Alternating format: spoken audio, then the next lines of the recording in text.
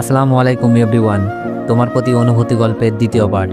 12টার বাসে রওনা দিলাম ঢাকার উদ্দেশ্যে, কিন্তু কোথায় গিয়ে উঠব, ঢাকায় গিয়ে কি করব, খুব চিন্তা হচ্ছিল। কারণ ঢাকা আমি ভালো করে চিনি না, আর কোনো আত্মীয় স্বজনও নেই যেখানে গিয়ে উঠব। ভাবির দেওয়ার টাকাগুলো গুনলাম, 5,000 টাকা আছে এখানে, আর আমার পকেটে 780 টাকা। ভাবি যদি টাকাগুলো না দিত তাহলে তো 2 দিন বেঁচে থাকাও কষ্টকর হয়ে যেত। এমন কোনো কাজও জানি না, সবেমাত্র কলেজে পা দিয়েছি। আব্বুর টাকা পয়সার কোনো অভাব নেই, যার জন্য লেখাপড়াটাও ভালো করে করেছি। পরিবারের সবাই আমাকে অনেক ভালোবাসতো। আমার কোনো দোষ ছিল না, শুধু একটাই দোষ, আমি মিথিলাকে পাগলের মতো ভালোবাসতাম। যখন থেকে বুঝতে শিখেছি তখন থেকেই মিথিলাকে ভালোবাসতাম আমি। একসাথে স্কুলে যাওয়া, খেলাধুলা করা, আমরা ছিলাম বেস্ট ফ্রেন্ডের মতোই। কিন্তু যখন মিথিলাকে স্কুলের এক বড় ভাই ফলো করতে শুরু করে, আর মিথিলা যদি সম্পর্কে জড়িয়ে যায়, সেই ভয়ে সুমিয়াপুর বিয়ের দিনই মিথিলাকে প্রপোজ করে বসি। কিন্তু মিথিলার সাথে সাথে এই কথা আমার আব্বুকে জানিয়ে দেয়। আব্বু আমাকে সেই দিন অনেক মারে। তখন নবম শ্রেণীতে উঠেছি মাত্র। আমার আর বিয়ে খাওয়া হলো না। আব্বুর হাতের মার সেই দিন প্রথম খেয়েছিলাম। আব্বু বলেছিল মিথিলাকে যেন নিজের বোনের মতোই দেখতে। আমার মায়ের দেখে মিথিলা অনেক হেসেছিল, কিন্তু মিথিলার প্রতি আমার কোনো রাগ আসেনি। বিয়ের দিন সুমি আপুর সাথে যাওয়ার জন্য বলেছিল আপু, আমিও প্রিপারেশন নিয়ে রেখেছিলাম, কিন্তু আমার আর যাওয়া হলো না, মিথিলাই গেল। আব্বু আমাকে মারের কারণটা শুধু ভাবিই জানতো, আর সবাই জেনেছিল আমি দুষ্টুমি করেছি তাই মেরেছে। অনেকে আব্বুকে রাগ দেখিয়েই বলেছিল দুষ্টুমির জন্য কেউ এমনভাবে মারে, আর বিয়ের দিন ফাজলামি করবে না তো কবে করবে। আপুকে আনার জন্য গিয়েছিলাম। আপু না যাওয়ার কারণটা কি জানতে চেয়েছিল, কিন্তু কিছুই বলে নাই। তবে মিথিলার মনে যেন আনন্দের জোয়ার বইছে। নতুন দুলাভাইয়ের সাথে ভালোই খাতির জমেছে। আমার খুব ভালো লাগতো বড় ভাইয়ের অভাবটা দুলাভাইকে দিয়েই পূরণ করুক। আপুকে নিয়ে বাসায় আসলাম। দুলাভাইয়ের সাথে আমারও ভালো সম্পর্ক গড়ে উঠেছে। খুব ভালোই যাচ্ছিল দিনগুলো। কিন্তু বারবার মিথিলাকে আমার মনের কথা বলার চেষ্টা করেছি। মিথিলা বলতো আমি তোকে শুধু ভাইয়ের মতোই দেখি। দুলাভাইকে দিয়েও বলেছিলাম অনেকবার, কিন্তু কাজ হয়নি। তবে দুলাভাই আর মিথিলাকে অনেকবার একান্তে দেখেছি।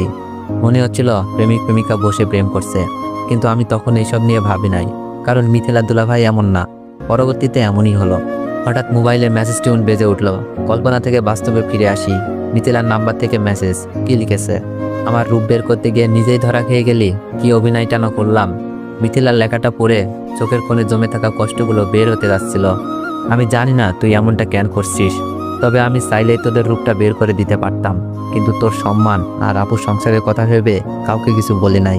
মিথিলা বলল, তাই নাকি? তোর কাছে কি প্রমাণ আছে নিজেকে সাধু বানানোর জন্য? তবে কেন তোকে বাসা থেকে বের করেছি জানিস? যেন আমাদের সম্পর্ক আর কেউ না জানে, আর তোর কাছে যেন ছোট হয়ে না থাকতে হয়। আমি বললাম, ভালো করেছিস, এতে আমার কোনো দুঃখ নাই। শুধু বলবো আপুর সংসারটা যেন নষ্ট না করিস। তোদের এই অবৈধ সম্পর্ক নষ্ট করে সবাই যেমন ভাবতো তোকে সেই রকম যেন ভাবে। মিথিলা বলল, তুই আমাকে বলবে আমি কি করব? আমি দুলাভাইকে বিয়ে করব। তারপর আমি রিপ্লাই দিলাম, কিন্তু মেসেজ সেন্ড হচ্ছে না। বুঝতে বাকি নেই এই সিমটা নষ্ট করে ফেলেছে। কিন্তু আমার মনে খুব ভয় জন্মেছিল, আপুর সংসারটা কি মিথিলা ধ্বংস করে দিবে। তাই আমি সাথে সাথে দুলাভাইকে ভিডিও পাঠিয়ে ছোট করে মেসেজ লিখে দিলাম। আমি চাইলে এই ভিডিওটা সবাইকে দেখাতে পারতাম, এতে করে আপনার সম্মান কোথায় যেত একবার ভেবে দেখেন। কিন্তু আমি তা করিনি। আমি না হয় এই অপবাদে ভালোভাবে বেঁচে থাকতে পারবো, কিন্তু মিথিলার আব্বু নাই। আমার আব্বু নিজের মেয়ের মতো করে আদর করে, সেই আদরটা থাকতো না। আর মিথিলার সম্মানটা কোথায় থাকতো? আর আপনার আপুর চোখে সারা জীবন ধর্ষক হয়ে বেঁচে থাকতেন। হতে পারতো আপনার সংসারটা ভেঙে গেছে, আর আমাদের বাড়িতে সেই সম্মানটা আছেই, সেই সম্মানটা ঘৃণায় পরিণত হতো। তাই আপনাদের একটা সুযোগ দিলাম, আপনাদের অবৈধ সম্পর্ক নষ্ট করুন, সম্মান আর আপুর ভালোবাসা নিয়ে বেঁচে থাকুন। মনে রাখবেন আপনার একটা ফুটফুটে বাচ্চাও আছে। আমি মেসেজটা দিয়ে বসে রইলাম। বাস একটা স্টেশনে এসে থামলো। বাস থেকে নেমে পেটে খুব ক্ষুধা লাগছিল, তাই হোটেলে গিয়ে খাবার খেয়ে নিলাম। রাস্তার পাশ ধরে হাঁটছি, কিন্তু এখন আমি কোথায় যাব, কি করব ভেবে পাচ্ছি না। আব্বু আম্মুর কথাগুলো কানে বাজছিল। তুই আমার ছেলে না, তোকে কোন পাবে পেটে ধরেছি। মাগো, তুমিও তোমার ছেলেকে চিনলা না? চোখ থেকে অনবরত পানি ধরছিল।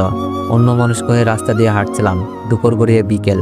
হঠাৎই রাস্তার মাঝখানে একটা বাচ্চাকে দেখলাম, যে কোনো মুহূর্তে গাড়ির নিচে চাপা পড়তে পারে। আমি কোনো কিছু না ভেবেই ব্যস্ত রাস্তায় নেমে গিয়ে বাচ্চাটিকে কোলে নিয়ে রাস্তার পাশ দিয়ে যাই। কিন্তু শেষের দিকে একটা গাড়ি এসে আমার পায়ের উপর উঠিয়ে দেয়। আমি ব্যথায় কাতরাচ্ছি। বাচ্চাটির মা এসে আমাকে হাসপাতালে নিয়ে গেল, আর একদিক দিয়ে আমাকে ধন্যবাদ জানাচ্ছে, অন্য দিক দিয়ে নিজের বেখেয়ালির জন্য বাচ্চাকে বাঁচাতে গিয়ে আমার এমন অবস্থার জন্য নিজেকে দোষারোপ করছে। ডাক্তার এসে আমাকে কি যেন একটা ইঞ্জেকশন দিল। আস্তে আস্তে আমার চোখ দুটো বন্ধ হয়ে আসলো। চোখ খুলে দেখি পায়ে ড্রেসিং। বাচ্চাটি ও বাচ্চাটির মা আরেকটা আমাদের বয়সী মেয়ে পাশে দাঁড়িয়ে আছে।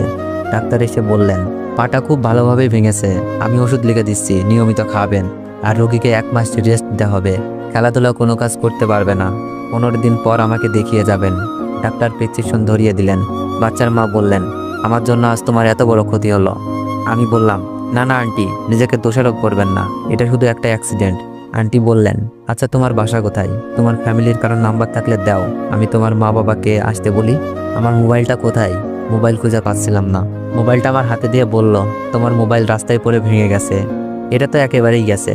মোবাইল হাতে রেখে পকেট থেকে ভাবির দেওয়ার টাকাগুলো বের করে বললাম, আন্টি, হাসপাতালে কত টাকা বিল এসেছে জানি না, আমার কাছে এই কয়েকটা টাকা আছে, গ্রাম থেকে আসার সময় নিয়ে এসেছিলাম, টাকাটা নিন প্লিজ। আন্টি আমার টাকাটা পকেটে ঢুকিয়ে দিয়ে বলল, কি করছো তুমি এইসব? আমার ছেলেকে বাঁচাতে গিয়েই তোমার এই অবস্থা, আর তুমি আমাকে চিকিৎসার খরচ দিচ্ছ। আন্টি বলল, তোমার পরিবারে কেউ নেই? তাদের তো খবর দিতে হবে। আছে, আব্বু আম্মু ভাই ভাবি চাচা চাচাতো বোন, কিন্তু এখন আমি ওদের কেউ না। বলতেই চোখ দিয়ে পানি বেরিয়ে আসলো। আন্টির সাথে থাকা মেয়েটি বলল, তাহলে আপনি যাবেন কোথায়? আমি কান্না করছিলাম আর বলছি, জানি না, আর সকালেই বাসা থেকে বের করে দিয়েছে আমাকে একটা মিথ্যা পাপের অপরাধে। আন্টি বলল, আচ্ছা তাহলে তুমি আমাদের বাসায় আসো, তোমার এখন রেস্টের দরকার। না আন্টি, এটা কি করে হয়? উপকার করেছি বলে আপনাদের বাসায় গিয়ে উঠবো? মেয়েটি বলল, চুপ করেন, এত ভালো মানুষ সাজার দরকার নাই। আমার ভাইকে বাঁচিয়েছেন, এখন আপনাকে বাঁচানোর দায়িত্ব আমাদের। চলুন। চলো ওঠো। আন্টি আমার 1 হাত ধরে তুললেন। আন্টি আমার কাপড়ের ব্যাগটা কই? আন্টি বললেন, আমরা তো তোমার ব্যাগ দেখি নাই, মনে হয় কেউ নিয়ে গেছে। আন্টি 1 হাত ধরে আর মেয়েটি আর 1 হাত ধরে হাঁটার জন্য বলল, কিন্তু আমি পা ফেলতে পারছি না, খুব কষ্ট হচ্ছে। প্রথম পা ফেলেই চিৎকার দিয়ে উঠলাম। আন্টি বলল, আস্তে আস্তে পা ফেলো। তো এভরিওয়ান, নেক্সট পার্ট চাইলে একটু বেশি বেশি কমেন্ট করুন আর একটু বেশি বেশি কপি লিঙ্ক করে দিন। ধন্যবাদ।